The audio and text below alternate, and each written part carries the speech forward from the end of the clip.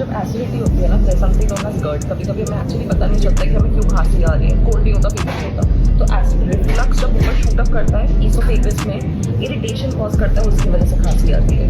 इसलिए कभी कभी ये भी होता है कि यहाँ पे जैसे लग रहा है कि कुछ अटका हुआ है लेकिन वो बाहर नहीं आ रहा है। तो कभी भी अगर कोल्ड नहीं है और एसिडिटी की वजह से खांसी आ जाए, समझ में नहीं आ रहा एसिडिटी है कि नहीं है, या तो गर्म पानी पी लो थोड़ा सा, या फिर पानी में छिड़का के पी लो।